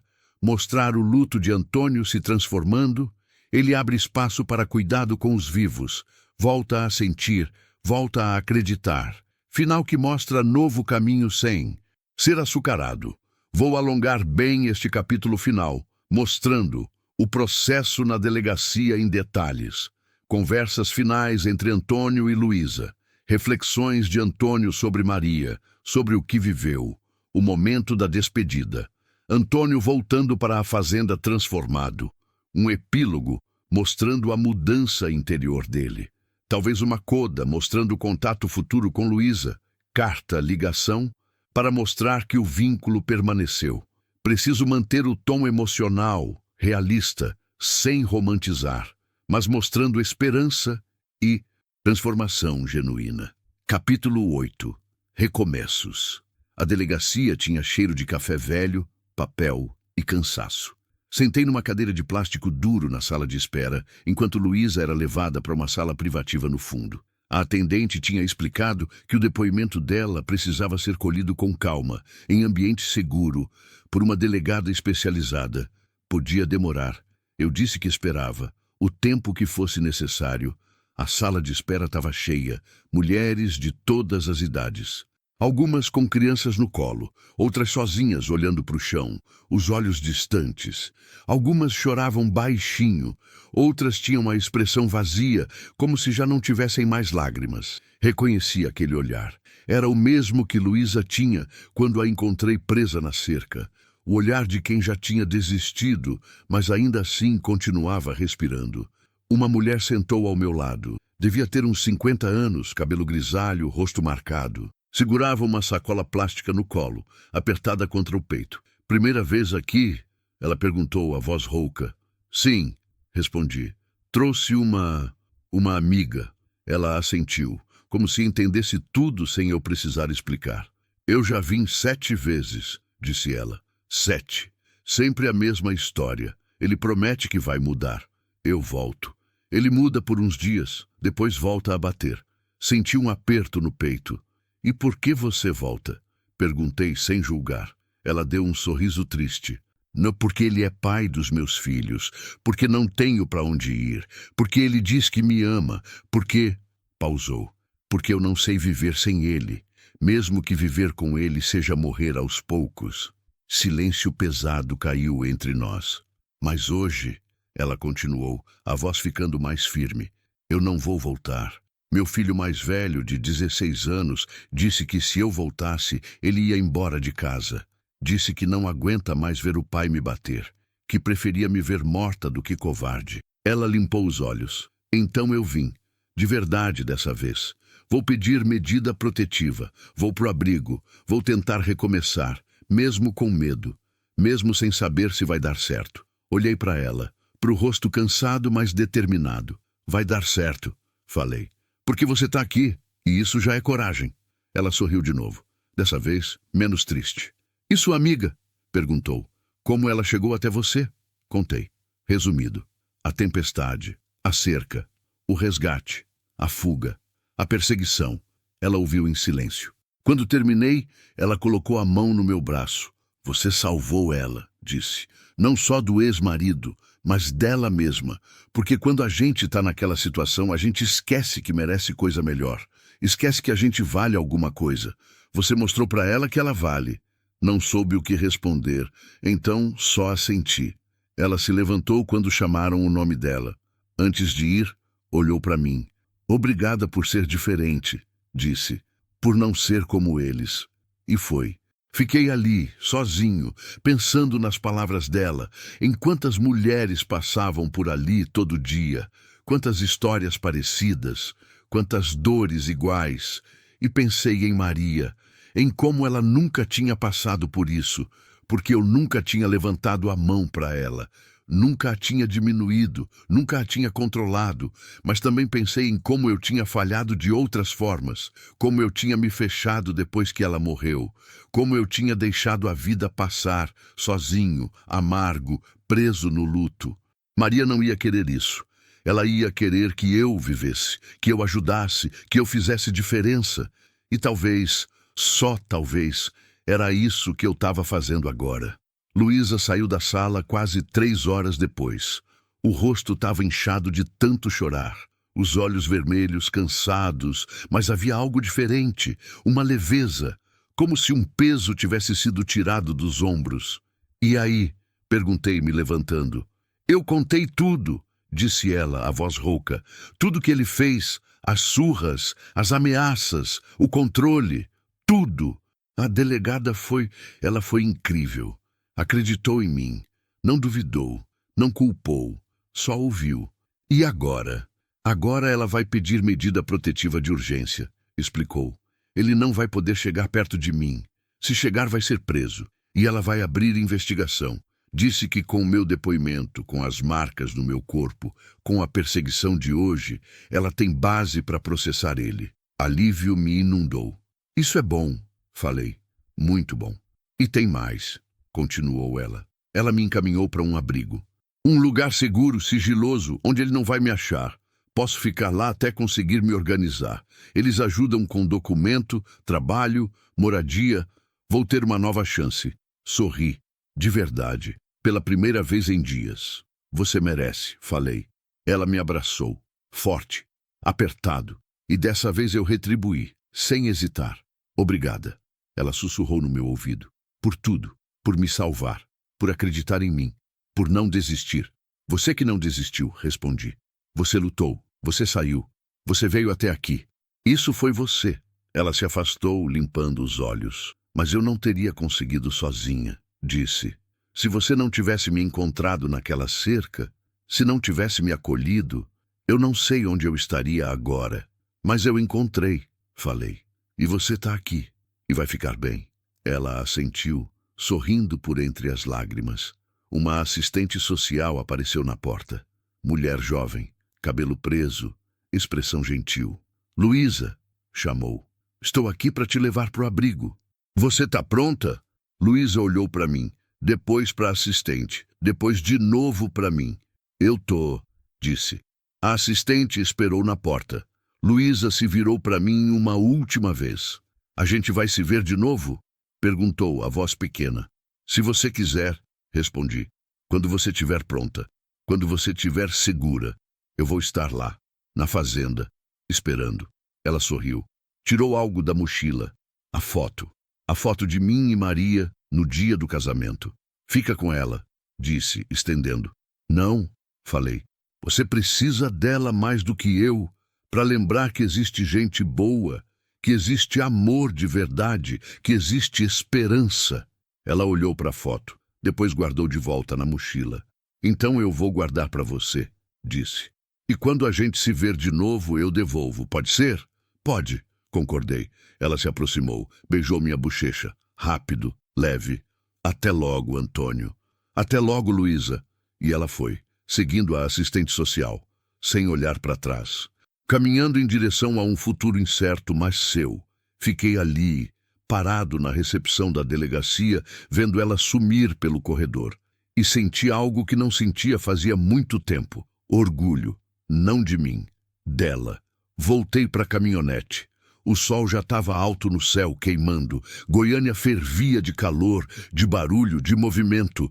Tanta gente, tanta vida. Entrei na caminhonete, sentei. Não liguei o motor. Só fiquei ali, as mãos no volante, olhando para frente. Pensei em tudo que tinha acontecido. A tempestade, o encontro, o medo, a fuga, a chegada. Pensei em Luísa, em como ela tinha chegado quebrada e estava saindo inteira, não curada, mas viva, forte, livre.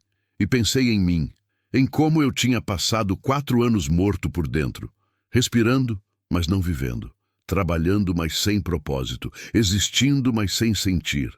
E em como esses 2 dias tinham mudado isso. Porque quando você ajuda alguém, você também se ajuda. Quando você salva alguém, você também se salva. Maria sabia disso, sempre soube. Por isso ela sempre abria a casa para quem precisava. Por isso ela sempre estendia a mão. Por isso ela sempre acreditava que valia a pena tentar. E eu tinha esquecido, mas agora lembrava. Liguei o motor, saí do estacionamento, peguei a estrada de volta para casa. A viagem de volta foi diferente, mais leve, mais calma. Sem perseguição, sem medo, passei pelas mesmas cidadezinhas, pelos mesmos postos, pelas mesmas estradas de chão, mas tudo parecia diferente agora, mais vivo, mais colorido. Cheguei na fazenda no fim da tarde. O sol já baixava, tingindo o céu de laranja e rosa. A casa grande me esperava, quieta, vazia, mas não parecia tão vazia quanto antes. Desci da caminhonete, peguei a espingarra, entrei em casa, tudo do jeito que tinha deixado. Os móveis, os retratos, o silêncio, mas era um silêncio diferente agora. Não pesado, só tranquilo. Fui até a cozinha. A bandeja ainda estava na mesa. Os pratos que tínhamos usado, as xícaras. Lavei tudo, devagar, com cuidado. Depois fui até a sala. Sentei na poltrona, olhei pela janela, o pasto, a cerca consertada, a estrada vazia, e percebi que não tinha medo, não tinha raiva, não tinha desespero, só tinha paz, porque eu tinha feito a coisa certa, tinha ajudado alguém, tinha feito diferença, e isso bastava. Os dias seguintes foram estranhos, a rotina voltou, acordar cedo, cuidar do gado, consertar cerca, cozinhar, dormir, mas era diferente. Eu não me sentia mais sozinho, mesmo sozinho, porque carregava comigo a lembrança, o significado, a certeza de que ainda podia importar. Uma semana depois, recebi uma ligação. Era a delegada, dizendo que a medida protetiva tinha sido concedida, que o ex-marido de Luísa tinha sido notificado, que se ele se aproximasse dela seria preso. Agradeci. Desliguei, respirei aliviado. 2 semanas depois, recebi uma carta. Envelope simples, letra caprichada. Abri. Querido Antônio, espero que esteja bem. Espero que a fazenda esteja bem. Espero que tenha encontrado um pouco de paz. Eu estou bem, no abrigo, segura. Comecei a fazer terapia. A assistente social me ajudou a tirar documento novo, com nome social, para dificultar ele me achar. Estou procurando emprego. Estou recomeçando. Tem dias difíceis, tem dias que eu acordo assustada, achando que ele está aqui. Tem dias que eu choro sem parar, mas também tem dias bons, dias que eu sorrio, dias que eu acredito que vai dar certo, e tudo isso é por sua causa. Porque você me mostrou que ainda existe bondade, que ainda existe gente que ajuda sem pedir nada em troca, que ainda vale a pena confiar. A foto de você e Maria está comigo. Olho para ela todo dia e lembro que amor de verdade existe e que um dia, talvez, eu também vou encontrar isso. Muito obrigada por tudo. Você salvou minha vida, literalmente. Com carinho, Luísa PS. Quando eu estiver pronta, eu vou te visitar. Prometo. Segurei a carta. Li de novo, mais uma vez, e mais uma. E chorei. Não de tristeza, de alegria, porque ela estava viva, estava lutando, estava vencendo, e eu tinha feito parte disso. Os meses passaram. O inverno chegou, depois a primavera, depois o verão de novo. A fazenda continuou a mesma, eu continuei o mesmo, mas também diferente. Abri a casa para um vizinho que precisou de lugar para ficar enquanto a casa dele era reformada. Doei comida para uma família que estava passando necessidade. Ajudei um caminhoneiro que quebrou na estrada. Pequenos gestos, nada heróico. Nada extraordinário, mas significativos. Porque eu tinha entendido, finalmente, o que Maria sempre soube. Que a vida não é sobre grandes feitos, é sobre pequenas escolhas, pequenas bondades, pequenos momentos de humanidade, e que mesmo na dor, no luto, na solidão, a gente ainda pode fazer diferença, a gente ainda pode importar. Um ano depois do dia que encontrei Luísa presa naquela cerca, ouvi um carro parando na frente de casa. Saí para a varanda. Era um táxi. A porta de trás se abriu e Luísa desceu. Mas era uma Luísa diferente. O cabelo estava mais curto, moderno, a roupa nova, colorida, o rosto cheio, saudável. Ela sorria, um sorriso largo, verdadeiro. Oi, disse acenando. Oi, respondi descendo os degraus da varanda. Ela correu, me abraçou. Eu prometi que ia voltar, disse, e eu cumpro minhas promessas. Eu sei, falei rindo. Bem-vinda de volta. Ela se afastou. Tirou algo da bolsa. A foto de mim e Maria. Vim devolver, disse, estendendo. Peguei. Olhei. Eu e Maria, jovens, felizes, cheios de sonhos. Obrigado por guardar, falei. Obrigado por me emprestar, respondeu. Entramos em casa. Fiz café. Ela contou tudo. O trabalho novo numa lanchonete. O cursinho que estava fazendo à noite. O apartamento pequeno que tinha conseguido alugar, os amigos que tinha feito, e contou que o ex-marido tinha sido preso, tentou violar a medida protetiva, foi até a casa de uma amiga dela procurando e acabou preso em flagrante. Ia responder por ameaça, perseguição, violência doméstica. Acabou, ela disse, os olhos brilhando. Eu sou livre, de verdade, sorri, de coração. Eu sabia que você ia conseguir. Ela ficou o dia todo. Ajudou a cozinhar, conversamos, rimos, lembramos. Antes de ir embora, no fim da tarde, ela parou na porta. Você mudou minha vida, disse, e eu nunca vou esquecer. Você também mudou a minha, respondi. Me lembrou que ainda vale a pena viver. Ela beijou minha bochecha de novo. Até a próxima visita, disse. Até a próxima. E ela foi. Mas dessa vez não foi despedida. Foi até logo. Voltei para a varanda. Sentei na cadeira de balanço. A mesma que Maria amava. Olhei para o pôr do sol. Para o céu pintado de laranja, rosa, roxo. E pensei em tudo. Na jornada, na dor, na cura. Na tempestade que tinha trazido Luísa até mim. E que tinha, de certa forma, me trazido de volta para a vida. Fechei os olhos. Senti o vento. Ouvi os grilos. Senti a paz. E soube, no fundo do coração, que Maria estava sorrindo, porque eu tinha aprendido que mesmo na solidão a gente não está sozinho, que mesmo na dor a gente pode ajudar, que mesmo no luto a gente pode renascer, não como éramos antes, mas como algo novo, algo melhor, algo vivo. Na roça, o silêncio também grita, mas às vezes, se a gente escutar direito, ele também sussurra esperança. E é só isso que a gente precisa para recomeçar. Fim. Mensagem final. A tempestade trouxe mais do que destruição. Trouxe uma pessoa que precisava de ajuda e um homem que precisava lembrar que ainda podia fazer diferença. Antônio não virou herói. Continuou sendo um fazendeiro solitário, com sua dor, seu luto, suas limitações. mas aprendeu que a vida ainda tinha sentido, que ele ainda importava, que pequenos gestos de humanidade podem salvar vidas, a dos outros e a nossa própria.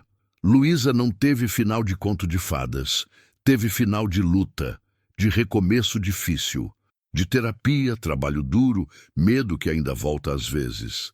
Mas teve também liberdade, dignidade, esperança. E isso, no fim das contas, é o que realmente importa. Porque a vida não é sobre finais perfeitos. É sobre continuar, mesmo quando dói, mesmo quando é difícil, mesmo quando parece impossível. É sobre estender a mão para quem precisa e aceitar a mão quando a gente precisa. É sobre empatia, sobre segundas chances, sobre renascer, quantas vezes for necessário.